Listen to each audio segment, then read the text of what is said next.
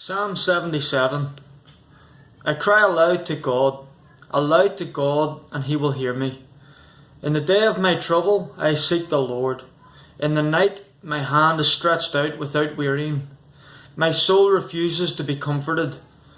When I remember God, I moan. When I meditate, my spirit faints. You hold my eyelids open. I am so troubled that I cannot speak.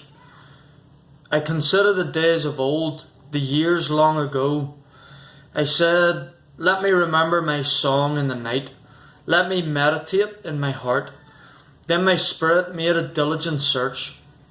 Will the Lord spurn forever and never again be favourable? Has his steadfast love forever ceased? Are his promises at an end for all time? Has God forgotten to be gracious? Has he in anger shut up his compassion?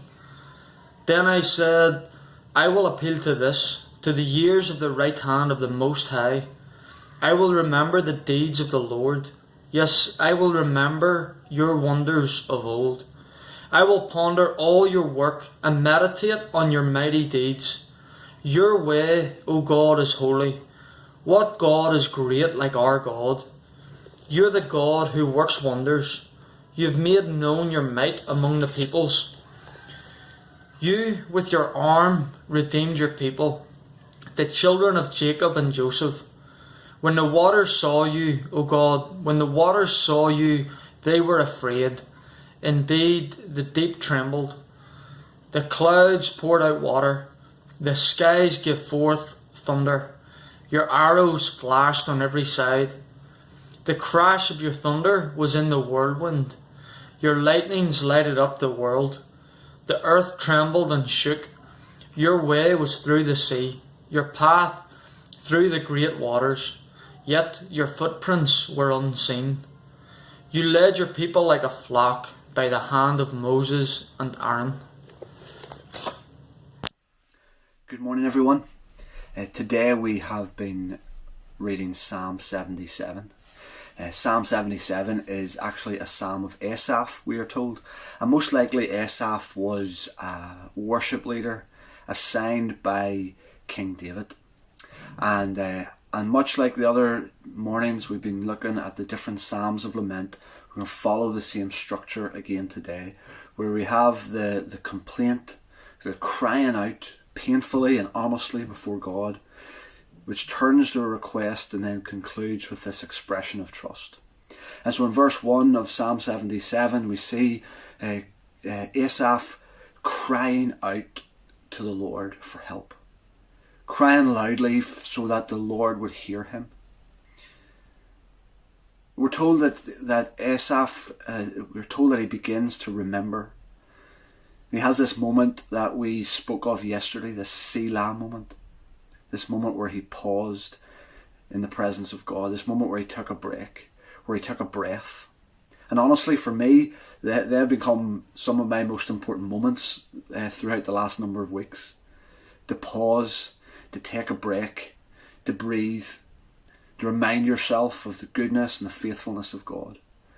And Asaph did this. We have this Selah moment. And he begins to remember what God has done. But maybe, I'm sure Asaph is like many of us, this is not a perfect formula. And Asaph is still struggling. And even though he's paused and he's began to remember, he still can't help but reveal the struggle that is going on within him. And he begins to ask questions of the Lord. Has your love worn out? Has your mercy dried up? Are your promises still true? And he continues, he has another Selah moment. He's asked all of these questions. And he stops and he pauses, he takes a breath, and then once again he begins to remember. You have a moment in verse 10, then I thought, I kept thinking, I kept reminding myself, I remembered your miracles of long ago, I meditated on your works, I considered all of your mighty deeds. And this request that he begins to utter is one where he is saying, I've remembered what you've done before. God, would you do it again? You're the God, I think it's the Message version that says, you're the God who makes things happen. You showed everyone what you can do. You pulled people out of the worst kind of trouble. He begins to remember all of the ways that God has acted before. Verse 13, he says, what God is as good as our God? What God is as great as our God? And I think it's important. I remember this quote.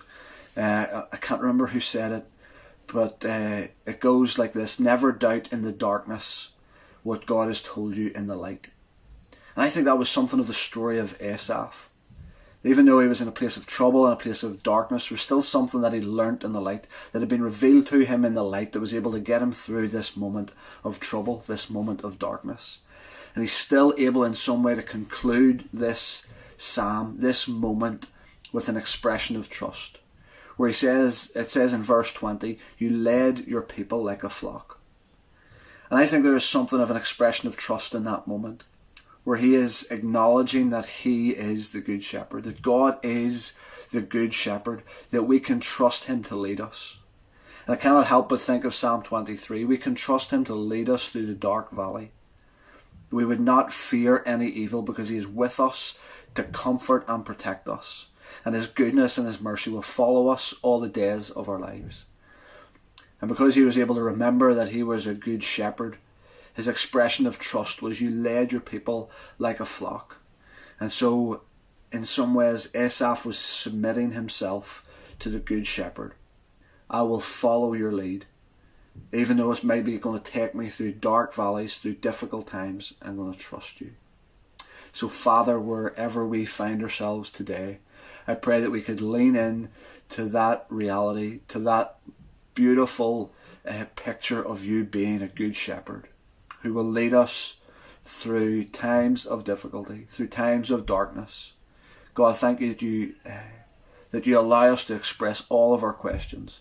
And I pray that you would help us to remember what you've done. Remember all that you've done. And that you would lead us to that expression of trust where we will follow you wherever you lead. In Jesus' name, amen.